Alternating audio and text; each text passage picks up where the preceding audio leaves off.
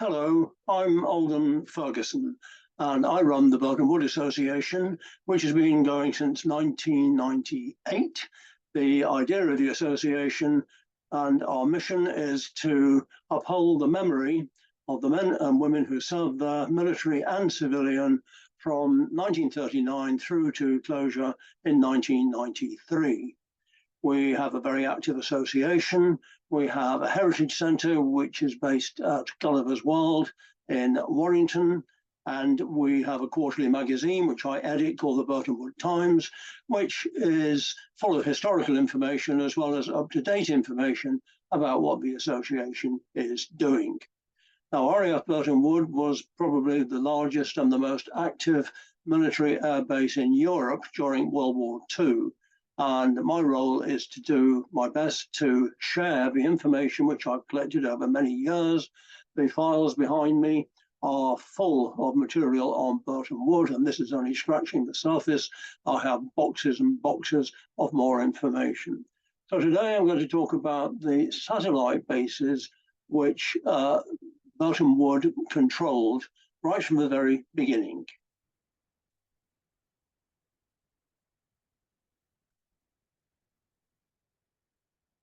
This is the title of the talk, which was given to our members and friends on Monday, the 12th of April. Sadly, I didn't record it, so hence going ahead with it now. So Burtonwood opened in 1940 as an RAF station. It was a maintenance unit, and it was responsible for the receipt of new aircraft and any maintenance, any modification, and then dispatch into service. It originally, well, there were many of these bases around the country. This was known as number 30 Maintenance Unit, RAF, number 330, and it was formed on the 1st of April, 1940. Originally, it just had two runways. I can get my pointer to work. I'm sorry, it doesn't want to work. Two runways here in a cross. This photograph is a Luftwaffe reconnaissance photograph. Two shortish runways. The main site was here with the main entrance, and sorry, this is the main entrance, and the main site here, which was called Tech Site. And there were various dispersed sites, and they were dispersed in order to protect the base in the event of enemy attack. So Tech Site was here with two hangars under the living accommodation, messes, etc. There was a site here called Mary Ann Site, which was named after a little coppice, which was located here. And that's always had the name of Mary Ann Site. And we have a site over here. There's a site just off the picture called E Site, and this is G Site down here with three Lamella hangars. Over here was a factory site called BRD, or Burtonwood Repair Depot Site, which was manned by civilians, various civilian companies over the years. It was served by a railway line which ran from Warrington up in this direction, down to Liverpool in this direction, and sidings came off and they ran right down the length of the buildings. There were two major buildings here and many ancillary buildings. And this was occupied by and employed 4,000 British civilian personnel at the beginning of the war. Eventually, it was taken over by the Americans, as we will find out. Now, as the aircraft got more and more sophisticated, they needed longer runways. So the two cross runways were not going to be adequate, so they realigned one runway and simultaneously started to build a third runway, which was longer and could accommodate taking off and landings of any aircraft of the time. So here we have Tech Site, the main headquarters site here. The main road coming in was this road here, which went on to Penketh and Great Sankey. And that area, there were two major J and K type hangars here. Mary Ann Site is there, BRD site over here, and A site here. And on the photograph, you see little dots, and these are aircraft which are parked out, dispersed around the airfield in order to provide the minimum of target in case the base was attacked by the Luftwaffe. In fact, it was only attacked twice, and that was just by stray bombers. Very, very little damage was done and no personnel were ever killed at Burtonwood. So with the new runway and the reconfiguration of the old runway, this is what happened. And this was in 1942, July 42. The new runway, which is orientated east-west here, 0927, was towards the prevailing wind generally. This runway was the one which was closed down because they couldn't extend it and the approach was actually overbuilding. So it was a very odd way to build it originally. Hence, this runway was constructed and that could be extended in either direction if necessary. So that is what the Americans inherited. The base, as I say, started off as an RAF base, and it looked like this. In August 1941, the RAF were holding 33 Beauforts, 22 Lysanders, 37 Spitfires, and they had supplied many Spitfires to the Battle of Britain from Burtonwood, the first things they did when it opened. They also handled Hamden aircraft, Baltimore's, Maryland's, American manufactured aircraft, and Buffaloes.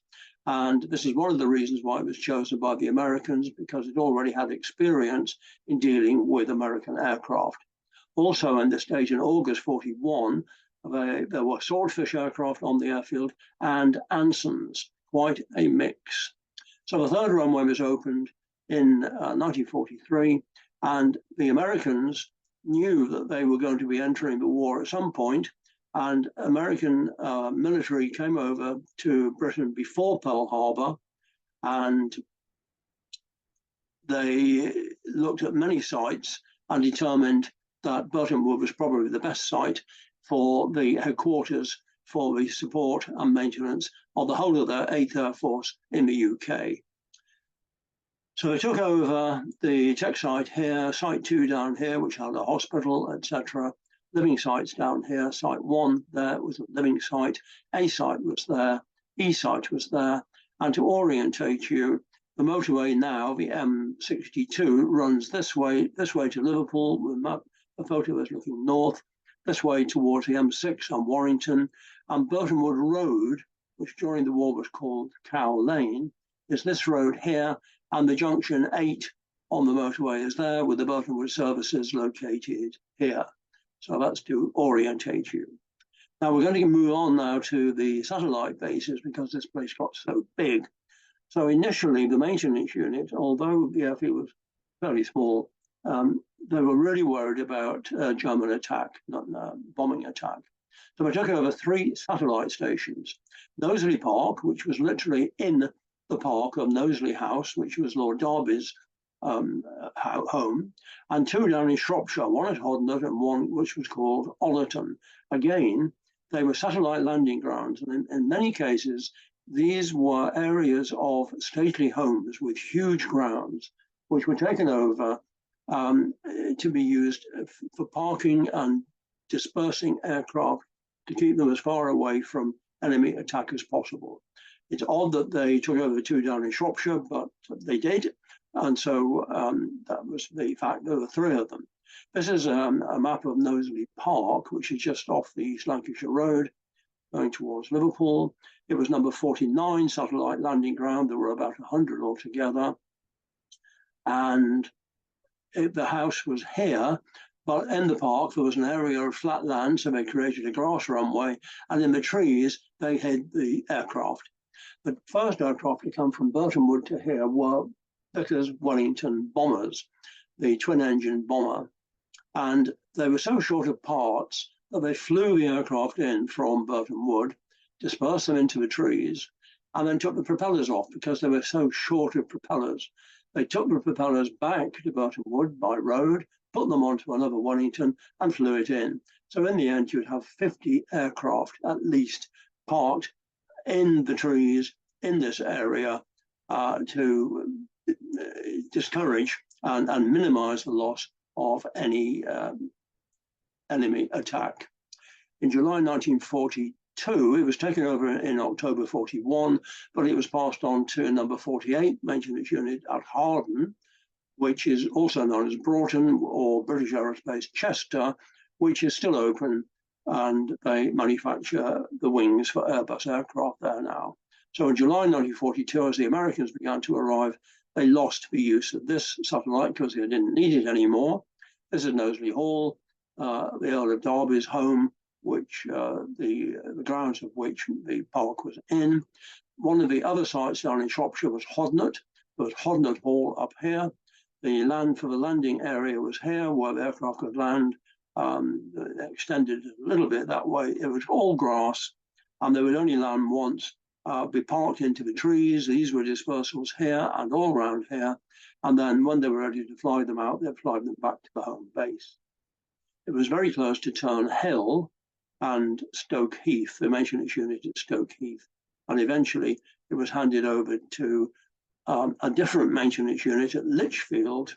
This is the house as it is today. It's open to the public. And the third satellite they had at this time, taken over in October 41, the same as the other two, was known as Ollerton. It was much smaller than is shown on this aerial photograph, which shows the one runway. When Burtonwood took it over, it was again at the grounds of a stately home called Hinstock Hall, and it was renamed Hinstock, and it became a Navy airbase. And they all had HMS names, which was Godwit in this case. But before it became Hinstock, it was transferred to 27 maintenance units at Shawbury. And then eventually it became a Royal Navy Fleet Air Arm training school for flying controllers and runway controllers.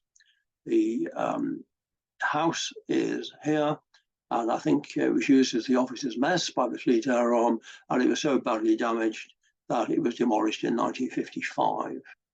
The control tower became a traditional Navy control tower. They always wanted three-story control towers, so they were a floor higher than the RAF ones, and then it had the local control on the top. This tower survived the war. It lay derelict for years, and then it's converted into a bed and breakfast house, and it is now available. This photograph was taken when the work was being undertaken, but you can now stay here, and there's no aircraft, of course, but it remains what was a Hinstock. Then RAF Burtonwood closed down, and number 37 maintenance unit closed down in July 1942. Strictly speaking, it didn't close as an RAF station because every American base in the UK is always known as RAF. So Burtonwood was always known as RAF Burtonwood, even when it was in use by the US Air Force and the US Army. So the Pearl Harbor had happened in December 1941. The Americans started bringing their aircraft over as fast as they possibly could, the 8th Air Force, and Burtonwood opened. The official handover didn't happen until March 44, and this is a photograph of it. But it was occupied much, much earlier. So what they inherited in July 42 is a new runway, this one here, and you can see it hasn't been camouflaged yet. It's just got the new tarmac surface on it. It had a taxiway built around it, so this is all fresh. The runway which had been realigned is this one here, and you can see the indistinct markings of the old runway, and this one remained as is. We have Tech site over here, Marianne site there, A site here, E site there, G site there. But it wasn't big enough. They had a big living area here, and they were building as fast as they could living accommodation, but with a huge influx of Americans, they had to take outside sites. And one of the first was Bruce Hall.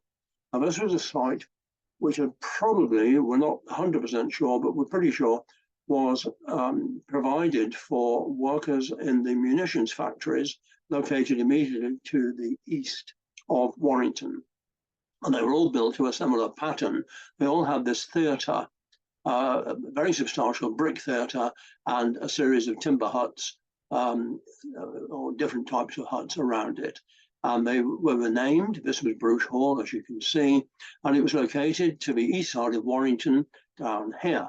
This is what was RAF Padgate, and that's now all been demolished and is housing. It was a balloon base, and then it became a basic training base. Bruce Hall here, after the war, when the Americans vacated it, and there would have been probably 1,000 Americans living on it for the majority of World War II. it was sold and it became the Cheshire Police Training Centre. And that's what it's shown on this map as the training centre. And then it closed down in 2012 and was sold for residential use. And the site has been totally demolished. There is nothing remaining showing what was Bruges Hall. But that was one of the first satellites. It still wasn't big enough to accommodate all the personnel at Burtonwood. So they took over a similar site called Canada Hall. And it ultimately became the housing base for the WACS, the Women Army Corps, the American Women's Army Corps, who came over in 1944 and stayed for the duration until 1946.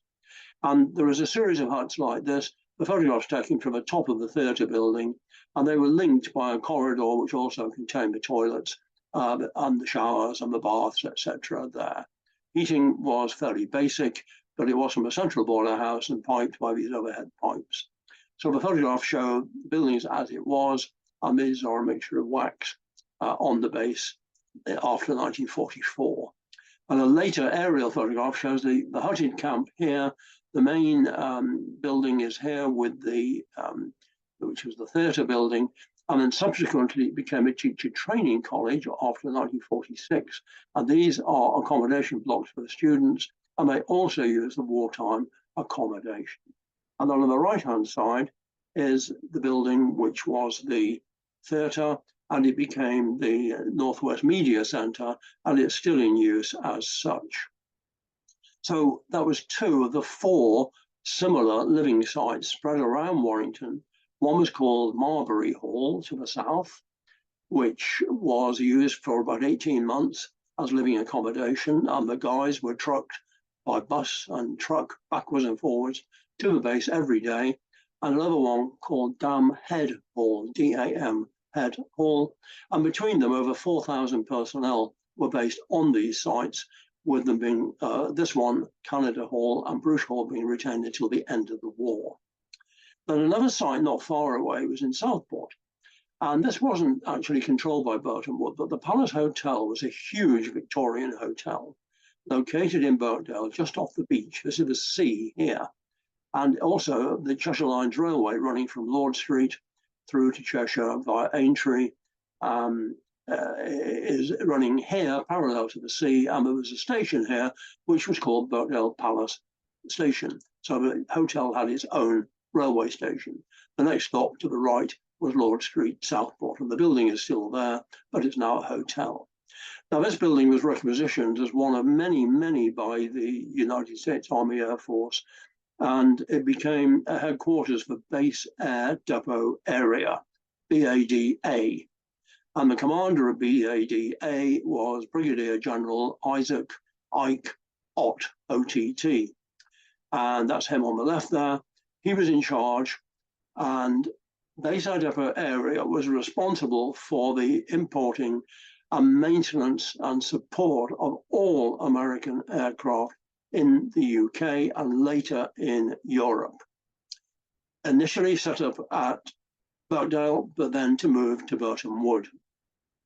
Also at Burtonwood was Dewey Ott, or he was a major and then became a colonel. I forgot his name now, but Dewey was his nickname. Ike passed away not long after the war, but Dewey was his cousin, and they were very, very close. This is Ike again here with Dewey. Dewey was the officer commanding flight test at Burtonwood, and he had a team of pilots under him, including the two on the right, and they would test fly all the aircraft. But the thing about Dewey was that he was so close to Ike that he knew everything that was going on. And Dewey was the first president of our association. He was a good friend. My wife and I went to stay at his home in Mississippi. He came to stay in our home, and he came over to reunions in the UK and in the US. He supported me dramatically. He let me have access to Ike's photo albums, which I copied, and Dewey gave me a massive insight. Sadly, he passed away many years ago now, but he was such a character. And he would be the host when major stars like Bob Hope and Bing Crosby and people like that came to Burtonwood. So the Palace Hotel was initially occupied by a mixture of Americans and British civilians acting as clerks, etc. And then once they moved to Burton Wood, it was taken over for rest and recreation. And here we have a group of American air crew who would be flown into Woodvale. They would be taken by bus across to the Palace Hotel, where they would have a week in rest and recreation, away from the front line, away from the danger of flying. And there were many hotels like that operated by the American Red Cross Club during World War II and after. So the position of Burton Wood was like this. BADA, Base Air Depot area, moved to Burton Wood, and it controlled BAD-1, which was already at Burton Wood, BAD-2 at Warton, which is the British Aerospace Factory, which is now our military aircraft factory located between Preston and Blackpool, and Langford Lodge BAD-3, which was in Northern Ireland, which was mostly civilian manned and occupied, manned by Lockheed Overseas Corporation. These three units were tasked with supplying aircraft, maintaining aircraft, repairing aircraft, and also experimental and quite a lot of secret work, as well as modification to aircraft in the European theatre. Rather than sending them back to the States, the work was undertaken at these major bases.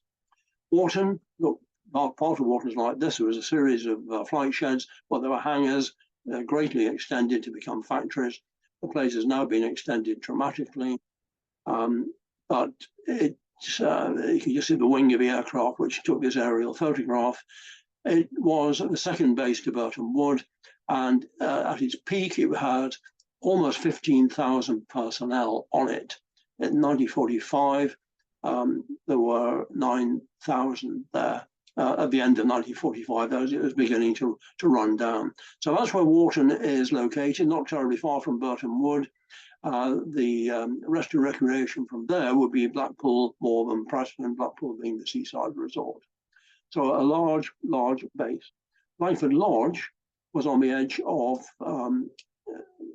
Loch Ney, a very large inland lock in Northern Ireland.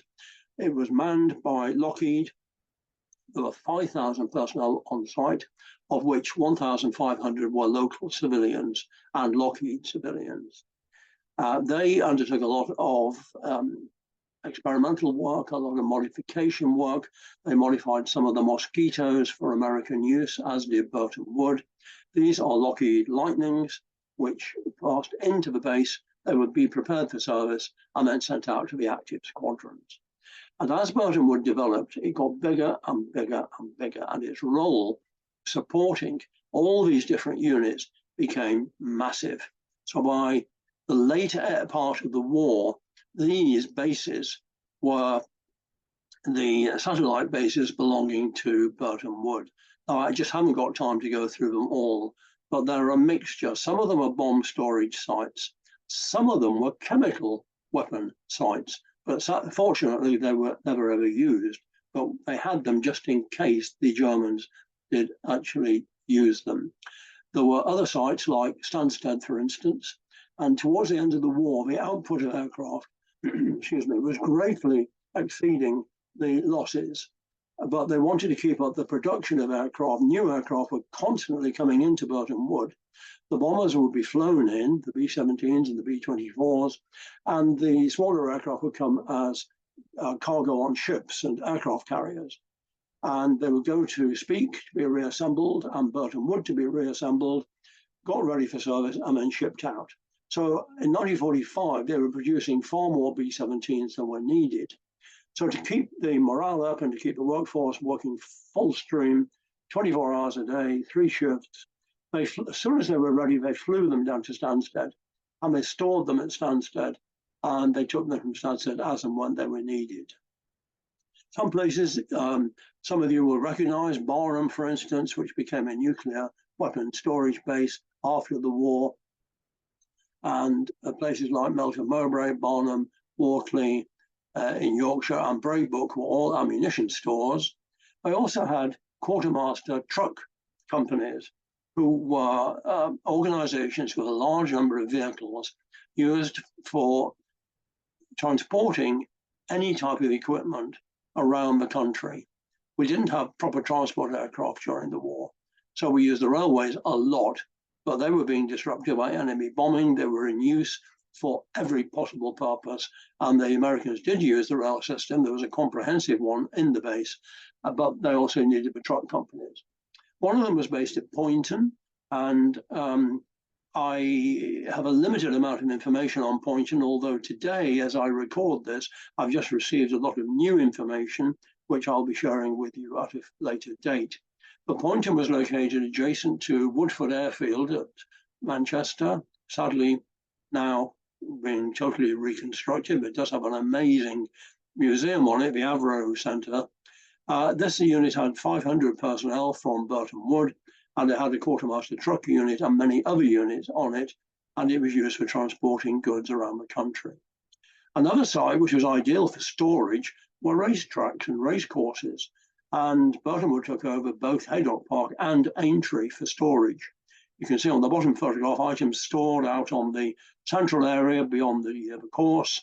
The course was probably, I can't confirm, is not used during the war. It might have been, but I doubt it. But they built Nissen huts and other buildings by the grandstands, and during the period it was occupied, 43 to 45, 180 personnel from Burtonwood were based there. At the end of the war, additional bases were taken over, and they had units at places like the docks. Glasgow docks, where a lot of ships came into besides Liverpool. Kirby had a huge storage site on it, and some weapon storage sites, one at Marchington. Barry Docks was another one, and Taunton was one of the last major bases to close down. It had a huge warehouse complex there, which I sadly have not photographed, and I think it's probably been demolished now, but Debenhams occupied it back in the 80s. And as the various bases closed around the country, all their equipment was taken to storage places like Taunton. And then they started to close, and all the equipment then was either scrapped if it wasn't needed, or was taken back to Burtonwood, which is here.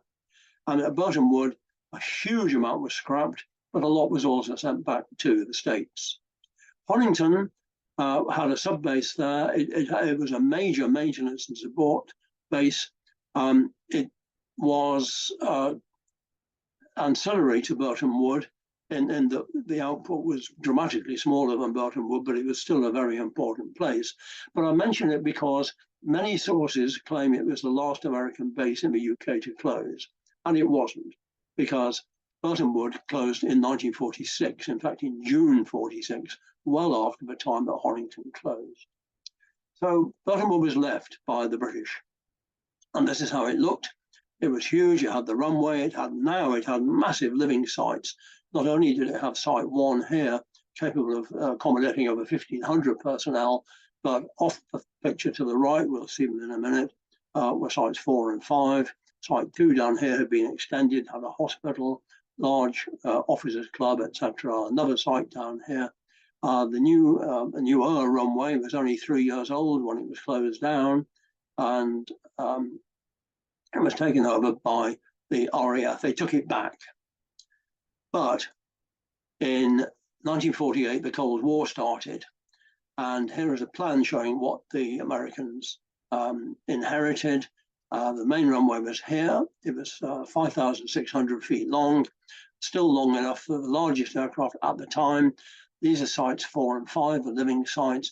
Another site down here, Site 3. So it had been extended dramatically by the Americans to the extent that they could accommodate on site and on the dispersed living sites 18,500 personnel. So the beginning of the Cold War, and the Americans started to bring in the deterrent aircraft to show the Russians or the Soviets that they meant business, and they were not prepared to be subservient in any way to the Soviet aggression and the way they were treating Eastern Europe. So initially 3 RAF bases were taken over in the east of the country, Scampton, Marham and Witton, and the B-29s came into those bases. They were not carrying atomic weapons. They hadn't been modified adequately to carry them, but they pretended that they did. excuse me, having a drink. The RAF had taken Burtonwood over, and they had put hundreds of aircraft in it for storage. In 1948, they had to vacate it very quickly, because as they were beginning to rebuild it for the support for the American bombers in the UK, the Berlin blockade started in 1948. And that was when the Russians blockaded Russia. They closed the roads, the railways, and the canals and the rivers. And the only way in and out of Berlin, which was 100 miles into East Germany, was by air. And if there would have been a war, if the Soviets had tried to block the airways, there were 3 air corridors in and out of Berlin. And the Allies, the British, the Americans, and to a smaller extent the French, agreed that the city should be supplied by air, and a massive airlift started. And the majority of the American aircraft which were used were the C-54 Skymasters. They did use the C-47 Dakota type aircraft, and the British had used everything they had, but many of them were converted bombers, and they did not have many transport aircraft. We had some. But all the bases in Germany were either being very heavily used as the terminal to provide these aircraft or to load these aircraft so they could fly to East Berlin. But there was nowhere which was covered and which was good enough for them to be properly maintained. And they needed a full check every 200 hours. They needed everything to be checked, cleaned, engines replaced if necessary, tires replaced, the whole aircraft and all the systems and the ancillary kit like survival equipment, parachutes, dinghies, radios, everything had to be checked. And that was every 200 flying hour. And the time for flying hours started when the engine started and stopped when the engine stopped. So it didn't take long for the aircraft to clock up 200 hours. So they would then be ferried across to Burtonwood, where they would undertake the checks as fast as they possibly could. Initially, it took 9 days because they were only building the place up. They had no equipment. They had men who were not trained to do the job. So the first aircraft coming through were put into the hangars. They were cleaned. But it took 9 days to do the work before they could put them back. By the end of the airlift in September 49, they could put 9 aircraft a day through the base. They were so streamlined, they'd increased the workforce to well over 5,000. They had the kit, and they had almost like a production line system. The photograph bottom right is the 1,000th aircraft to be passed through Burtonwood. So the airlift was over in September 49. It was successful. The Russians capitulated and reopened the railways and the roads, and Berlin remained a city with access to the west. But Burtonwood was again big, and it needed bases now for other purposes, including families, because families were now allowed to come across with their husbands. During the war, of course, the guys were not allowed to bring wives. They had to live on base, and now married couples came across. The first site they took over was an ex-Royal Navy training establishment to the north of Burtonwood called Scotia North. And it's just to the north of Burtonwood up there. Other bases taken over for living were Scotia North, as I say, Aintree Racecourse was used as a site for storage. Croft, I'll come on to, and also to Sealand and to Cranage. We'll hear about those as satellite bases. Now, Scotia North was a similar base to Bruce Hall and Canada Hall, and they had the same building. Many of these were there. There's not many left. The RAF were there from September 1950 to June 1959. They had lots and lots of families living in the accommodation huts here, which were modernized. Bathrooms were provided, kitchens were provided, and they had communal facilities in the center in buildings such as this.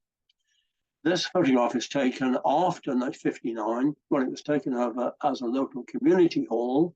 I'm sad to say that the site was eventually earmarked for total redevelopment, and everything is gone, including this building, and the site is now modern housing, sadly. But several of our members were based there, Some of the people who were due to join us on the evening of the 12th of April, when I first gave this talk, were due to join us. And they would be sad to hear about the demise of their base, but they all seem to enjoy living there. And somewhere they enjoyed living even more was Sealand. So again, Burtonwood just wasn't big enough. It didn't have enough storage accommodation and workshop accommodation. So the RAF had their maintenance unit, number 30 maintenance unit at Sealand. And the RAF asked and got permission to take it over. And they loved it because it had permanent brick buildings with central heating, proper messes, proper hangars. Not that Burtonwood didn't have proper hangars. Sealand was an interesting place. It was unique in that it had two airfields. It had the North Airfield here, South Airfield here, divided by a railway, which ran here from Chester to North Wales. It had World War I hangars on this part of the airfield, and it also, when the Americans took it over, had World War I hangars here as well, and then these later C-types here, and the Lamella type here, and a C-type over there, which were put up in 1938. This base could accommodate several thousand personnel, and the Americans came in and they took it over. Sorry, I'm going the wrong way. Took it over predominantly for medical supplies. There were huge stores of medical supplies here to look after the American troops in Britain, but also for the event of war in Europe. And the picture on the left shows the three-story barrack blocks as they were, centrally heated, good toilet and bathroom facilities. And this was an air police squadron, which one of our members was of. He married a local girl and stayed in England. His name was Daniel Bly, B-L-Y. Sadly, he passed away a few years ago. The officers' mess was an amazing, beautiful brick building. This picture was taken after it was closed, and it allowed the ivy to go over it. It had two oversized, larger than normal, huge C-type hangars, and they brought in a load of units. Now, the number of units which served here is this, and I'm not expecting you to read it, and I'm not going to read it all out, but it shows how many different units were there. And they were a mixture of medical units and aeronautical charts and information services. They were stored and modified here and distributed, and they were things like landing charts, en route charts, which were used by air crew. There was a motor transport squadron, and there was also a retraining centre, which was in fact a prison. And any miscreant airmen in the north of England would be sent here if they were sentenced to a custodial sentence. And Sealand was used from 51 to 57. The RAF were pretty pleased to get it back, and they reoccupied it right the way through until 1992. But that wasn't enough. They needed more. So they took over yet another wartime base, which was a grass airfield. The runways shown on here are, in fact, grass. They've been toughened and had a tracking put on them, but basically grass grew through them. And the main site was here. It was called Cranage, and it was based in Middlewich in Cheshire. It had been a major navigation training school in the early part of World War II. It eventually moved to Shawbury, and then it became a maintenance and support unit. And again, it was small, hutting like Burtonwood. And here's an artist's impression of how it looked. There were 8 hangars, 4 pairs of 2 hangars here. The airfield was out here, but it wasn't a hard runway as shown. Lots and lots of ancillary buildings. And so many families were based there that they produced their own newspaper, the Cranage Courier, and there it is on the right-hand side. Sealand shared the Burtonwood newspaper, a weekly newspaper called the Burtonwood Beacon. This is a photograph of Cranage. Fortunately, there was an RAF photographer there who took hundreds and hundreds of them, and I have them. But that gives a brief idea of the units which were there. It had a police investigation wing there. It had a dispensary for medical purposes and an engineering support base. That was Croft. It was open for only about 4 years, and then it was ultimately demolished, and our friend Fred Dibner was responsible for a lot of the demolition. That wasn't enough. In 1956, the new control tower and terminal building, an operations centre was constructed at Burtonwood. And many of the troops coming to Europe and North Africa were now coming across by air and they came into Burtonwood. And Burtonwood was known as the gateway to Europe for quite a long time. And this was families now. This was airmen, soldiers, sailors, their wives, and their families. So when we fly them into Burtonwood, we did have a transient hotel, but it was nothing like large enough. So we took over yet another of these bases, which had one of these theatres. And again, it had been a Navy Fleet Air Arm training base. It was called HMS Gosling, and it was very close to the village of Croft. ZI is what the Americans called the zone of the interior. So this was when troops were going back. They would come into Croft if they had been based at, say, Bentwaters down in Suffolk. Before they went back to the States, they'd come up to here, they'd come up by bus, they would spend time here, they would do emigration from here. There was a duty-free shop. The families would live in the buildings. It was like a hotel, and they were extremely well looked after. The gates, the original main gate, in fact, we have at our Heritage Centre now, is the only thing which has remained because sadly it's been totally flattened and redeveloped. But we have a duty-free store here where they could take them. It had a nursery for the children. They claimed it was the best food in the whole of the US Air Force. I'm not sure, but it's obviously quite good. So all this was huge. But towards the end of the 50s, 1959, the United States Air Force decided it was going to run down Burtonwood and transfer it to the fewer bases it had now over in the east. It still had many, many airfield bases, over 20, which were operating around the country, but in an effort to reduce costs, and also because of the threat of coal mining under Burtonwood, they started to run it down in 59, and eventually it closed in 1964. And the Air Force withdrew totally from Burtonwood in 1965. The only thing that remained was a bomber hard standing at the end of the main runway. And the V-bombers of the RAF would come on exercise, and it was used as what they called a diversion airfield, or a dispersal airfield. Here at the end, this runway had now been extended by the Americans. They had done so much work here.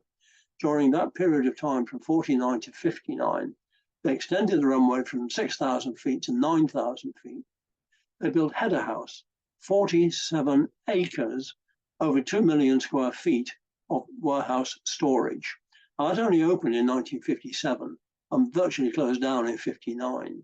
On Site 3, they sold off part of the site to the right, and they rebuilt the other part with housing called tobacco houses, which were houses built to American design by the British in exchange for tobacco. The original passenger terminal, when it became the gateway to Europe, was based over here on A site, but then they built the new control tower here on Tech site, the high control tower and terminal building, and that's where thousands and thousands of personnel came through. So that's how Burtonwood was when the Air Force were there, the American Air Force, and this gives an indication of the facilities which were there. Site 8 was the major warehouse here. Our BRD site had the NCO club at the end there. All the clothing sales took place on BRD site, and the dependent school. There were so many families, they had a high school on the base. Site 4 and 5, living sites out here, had a theatre, had a chapel, had a PX, a post exchange, which was like it was like a small shopping arcade, and bulk sales. Site 2 had the hospital, a 200-bed hospital, hobby shop, gymnasium, bowling alley on this building here on Mary Ann's site. There was a theatre there as well. There was another theatre here on Site 6. The Officers Club was there. Site 3 had the Service Club down here, which was also known as the Skyline Club, which was for the junior ranks. The transient hotel, which was not replaced, but supported by Croft, was here on Tech site, and the terminal at this date, which was about 1955, was over here before it moved to the base operations and the new tower here. So that's what was left. The Americans walked out. The RAF didn't want it. It was too big. They were contracting And the coal mining was taking place from about here across the airfield, right across. And the runway was going to sink, and it was going to sink up to 9 feet. It was okay to use for quite a while by the RAF until the late 60s, when the deterrent was taken over by Polaris, and they didn't need to disperse. The concept of dispersing was again to prevent surprise attack. In the event of a Soviet initial surprise attack, they would hope that we would have had some pre-warning, and they would have placed 4 aircraft here and many other bases around the country. So as Burtonwood contracted, they gave up Sealand, they gave up Cranage, they gave up the other sites, and they handed it back to the RAF. Logically, it should have become the Northwest Airport, because the runway was far longer than the runways at Ringway or at Speke. But the coal mining really sealed it, although the M62 now runs down here, and as you get to this point here, you will find it's on an embankment where it's been built up due to the subsidence. Anyhow, the base lay empty for 2 years, 1965 to 1967. And then our friend, President de Gaulle in France, decided he would take France out of NATO. Now, the Americans still occupy many bases in the UK, but they also occupied a load of bases in France. And in 67, or just before 67, in 66, de Gaulle said, I'm going to withdraw from NATO. All American forces must leave France, and they must leave by 1967. Sitting at Burtonwood was this massive facility of header house, and it was ideal for the storage of items which were being held in France. But in only 2 years, it had deteriorated. Everything had been removed. The officers' club down here, the carpets had gone, everything had been stripped out because they assumed it was never going to be used again. The living accommodation on Site 3, a lot of the kitchen equipment was taken out. It was sitting there empty, no maintenance. Header house, Site 8, you can see the weeds growing through the cracks, again, sat there empty. 2 million square feet attached to the railway system, empty. The bowling alley had gone, had stripped it out and moved it elsewhere. This is the outside of the officers' club. But the US Army realized that this base was perfect for the equipment they had in Europe, which was there for in the event of war in Europe, in case of a Russian attack. And a lot of this was medical equipment, because obviously we anticipated huge numbers of casualties. It also comprised things like NBC suits, nuclear, bacteria, chemical, suits for protection against attack by nuclear, chemical, or bacteria. Also, meals ready to eat, MREs, the Americans call them, we call them compo rations. Rations which the troops could take into battle for survival. Millions of them were stored at Burtonwood. Also, a huge number of vehicles, everything from jeeps up to trucks, huge trucks, tow trucks, not tanks, not tactical equipment like that, but many, many Humvees, trucks, jeeps, not millions, but thousands and thousands of jeeps. And they moved them into Burtonwood. Also in France was weaponry and ammunition for the American Army. Now, some was in Germany and some was moved to Germany, but others had to go, and they decided to bring it back to England. They looked at Burtonwood and said, can we actually store it at Burtonwood? But there was no facility at Burtonwood for storage. There was never a bomb dump there. Contrary to popular belief, local rumor keeps talking about underground storage places. It's just rubbish. The water table at Burtonwood is very, very high. There is no underground storage of any form, and weaponry, except for rifles, were never ever stored at Burtonwood. And the ammunition was stored at other bases, but they had to find them quickly. So what they did is they took over 3 British Army stores, one at Fold, one at Bramshall, which were in Staffordshire, and one at Ditton Priors. And they had 60,000 tons of weapons, mostly shells, to be brought back from France. They were hastily brought and put into storage in these bases. They were not really good enough. They were wartime bases. Fold had had a massive explosion, but I'll talk about that in a second. But it was still in use. But the search was on for a more permanent base. And eventually what they did is, after a few years, they moved the ammunition from these bases in the north to a much larger facility at Caerwent in South Wales, and then subsequently some also in Bramley in Hampshire. So the bases over in East Anglia here were opened in 1967, and then they stayed in use for about 5 years until all the equipment was moved across to Caerwent. It was opened in 67, but it took a while to rebuild and get the equipment in. And then many years later, in May 78, Caerwent needed additional space, so they opened another massive base at Bramley. So first of all, Fold. Fold had been a British ammunition store, and then in November 1944, between 3.5 and 4,000 tons of ordnance exploded, mostly high explosive bombs.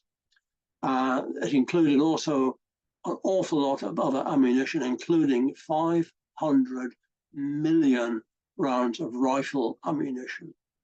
The resulting crater was 120 meters, 400 feet deep, and 3/4 of a mile wide. And a lot of people died, and they never found any remains of them at all. And the complete farm was just wiped out.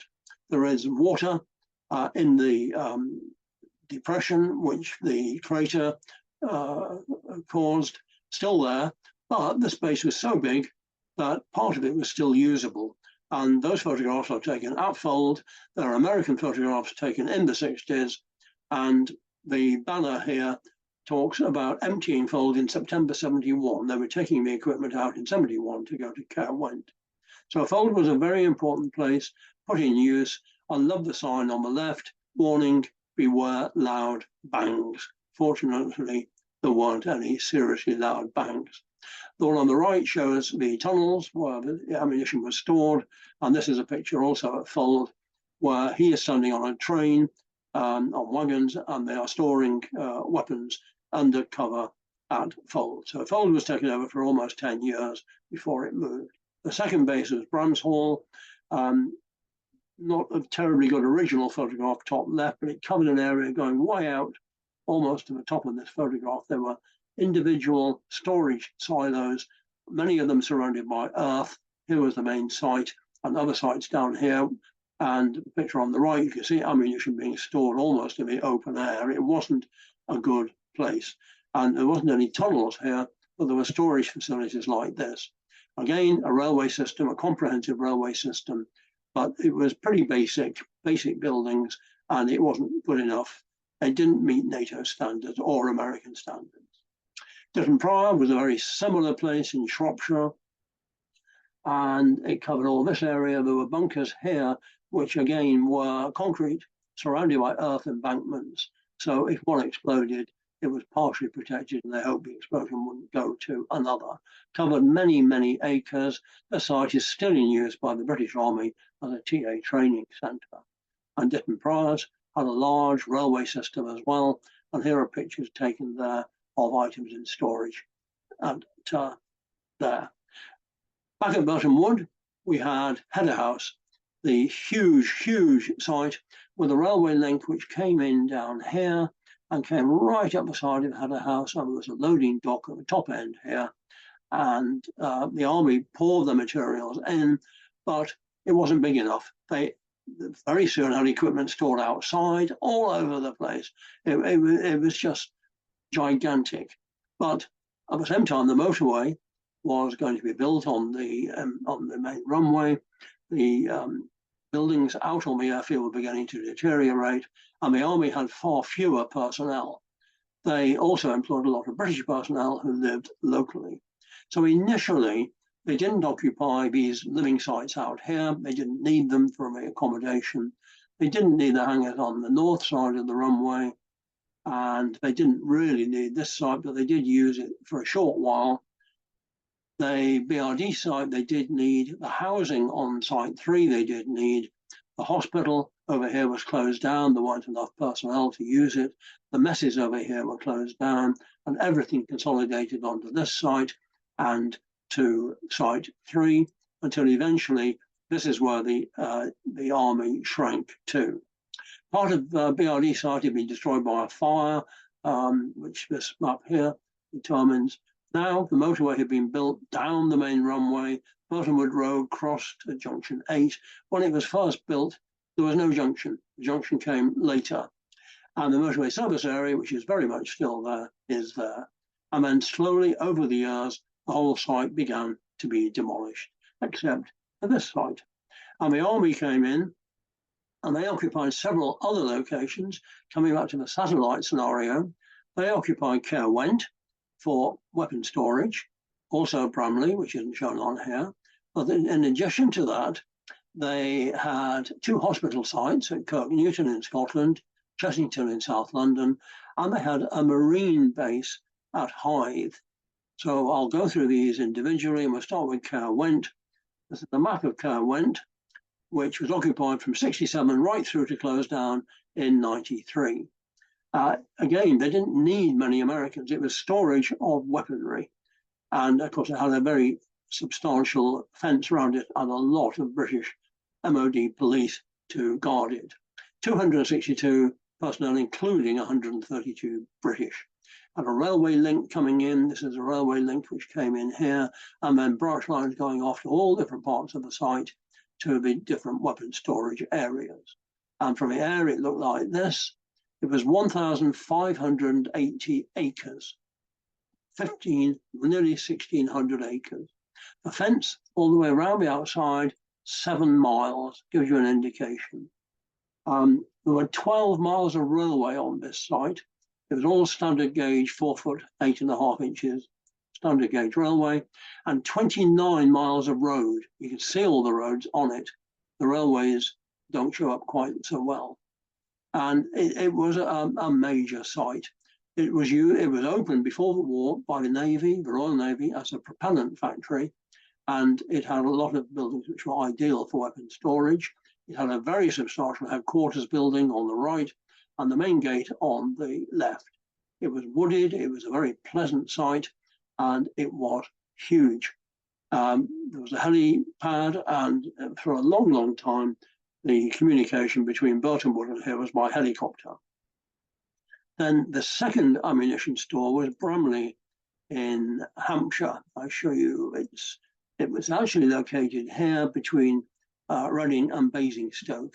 It's still there as an army training centre, but not used for weapon storage. And the local newspaper picked up the story when they saw troops there in 1977.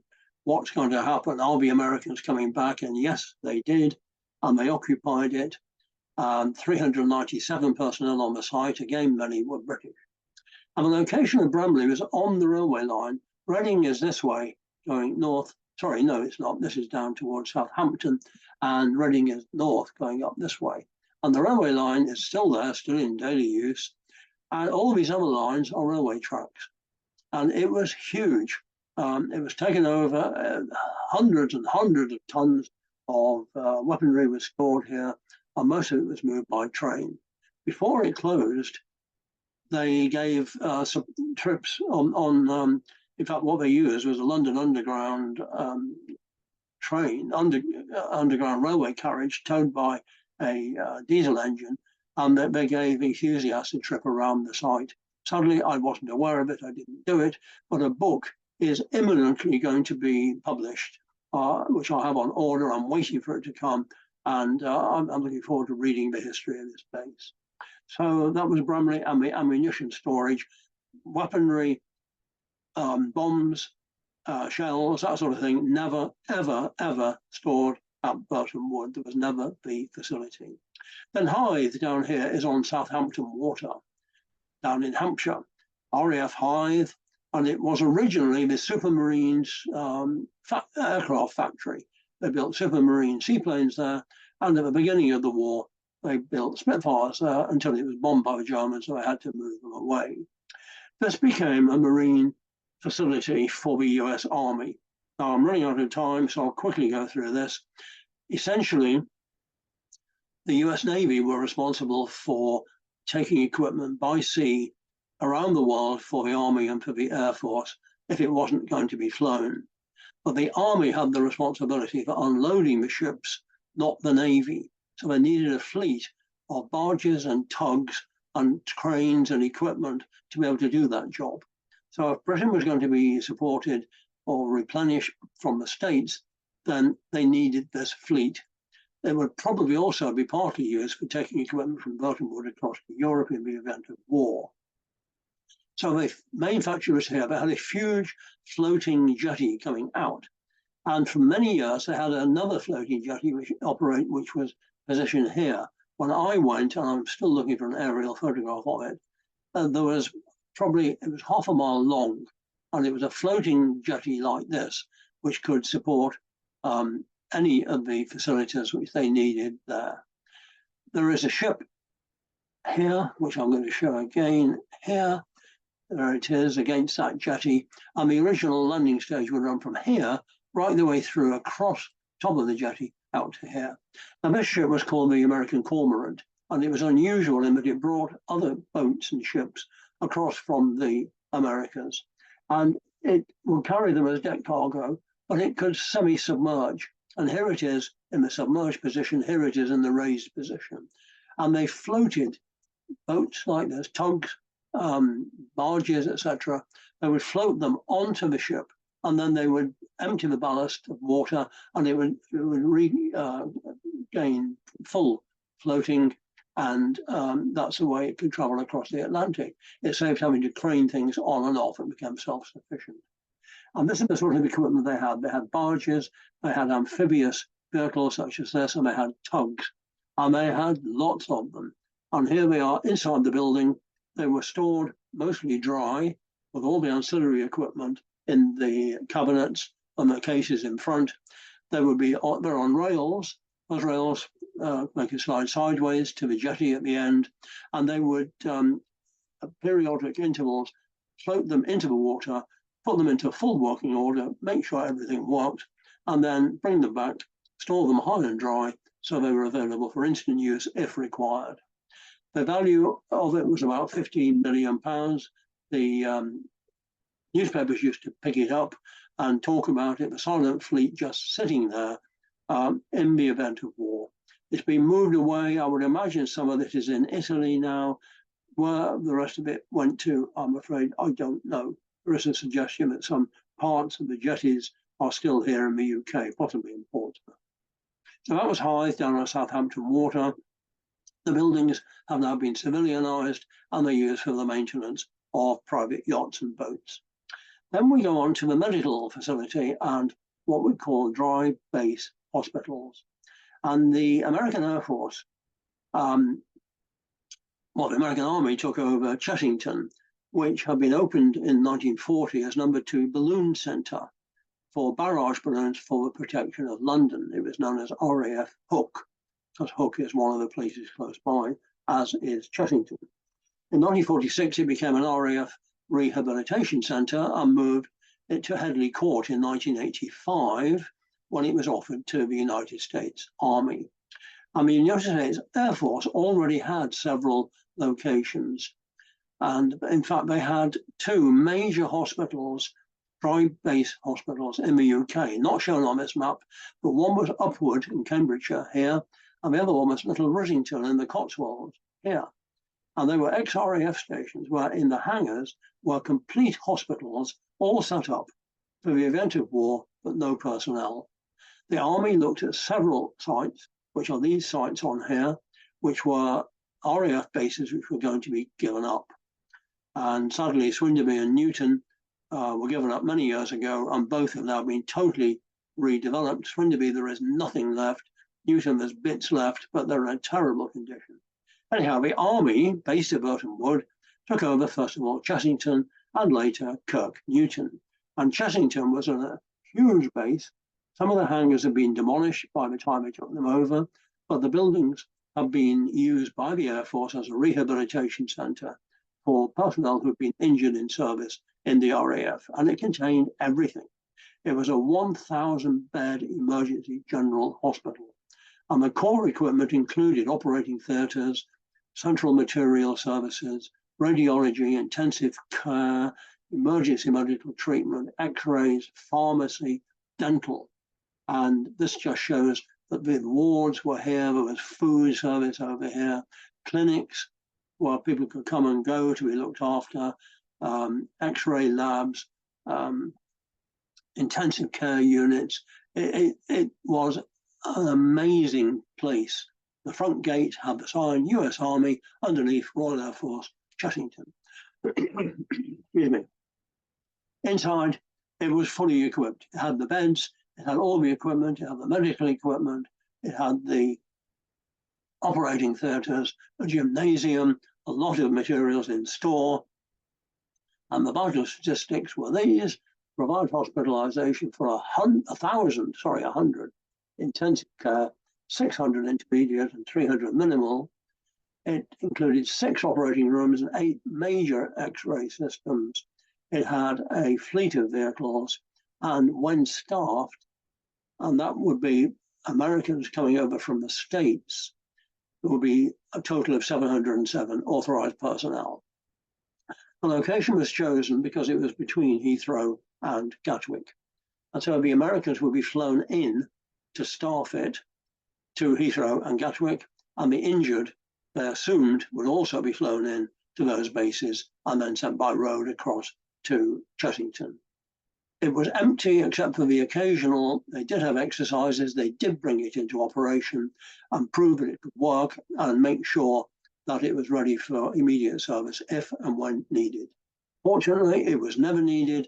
We hope and pray that it would not be needed in the future, but now the site is gone, it's been totally demolished, and it's another site which is under housing. Kirk Newton was another site they decided to take on much later, 1987, only a few years before Burtonwood closed. It was located up in Scotland. It's just southwest of Edinburgh, and again, it's located between Glasgow and Edinburgh airports, hence its location. Here we have John Tisbury, who was the RAF commander, handing it over formally to the Americans in 87. And this is a wartime map showing the runway layout, and it's still used as an RAF cadet or an ATC volunteer gliding school, the airfield. But it wasn't as permanent as Chessington. It had a nice theatre in the top right. One hangar remained, a Bellman hangar there, which the gliding school used. It had living accommodation, as can be seen on the bottom photographs, and a lot of temporary style World War II buildings. But excuse me, but there was a 50s style building here, a Mitchell block, which was a 2-story, well-equipped airman's living block. So it was going to become a hospital. It was never fully established, and word at the end of the Cold War was that Burtonwood would close. The role was not needed anymore, so they decided they would withdraw the funding for here, and also they would start to empty Burtonwood. The Afghanistan problems and the Gulf Wars started around the same sort of time, and a lot of the equipment from Burtonwood was taken out and sent to the Balkans because of the Desert Storm and the battle in the area of what was Yugoslavia. Huge amount of equipment went there. Jeeps were sent all over the world, including South America, to help further governments in anti-drug running, etc. And the very, very large Jeep on the entire base was given to our association, and we still have it in our Heritage Centre. So it ran down the support bases, care went, the weaponry was moved eventually to the joint base at Welford, located on the M4 in Wiltshire. The Marine base closed and was sold to the civilians. Chessington was sold and redeveloped. Kirk Newton is partially redeveloped, but the airfield is still open for the air cadet gliders. And 93, no more satellites were needed for Burtonwood because sadly it was going to close, and it did. And it closed in June 1993. I was there on the day, a very, very sad day. Brian Lobdell is the Army commander who is on our right.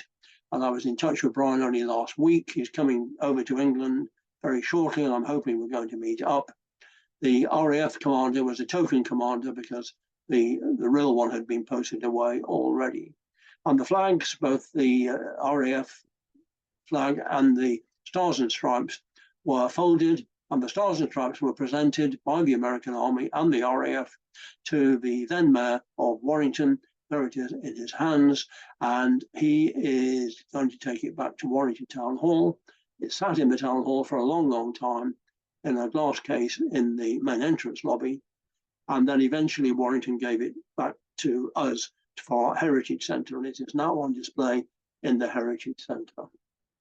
And just a reminder, the Heritage Centre is located in the car park of Gulliver's World. It's free entry, it's limited entry in the summer, Wednesday, Thursday, Friday, and the weekend, afternoons only. There is a sign on the door, and if anybody wants to visit it, there is a phone number there. We can make access available at any time. There's a lot to see in there. There's a lot behind it, a lot of buildings behind it, in addition to what you see from the front and also the nose of an aircraft. So Burtonwood was huge. It was big. It was the biggest. It wasn't big enough. It needed all these satellite bases. And our role in the association is to keep that memory alive. Thank you for joining me.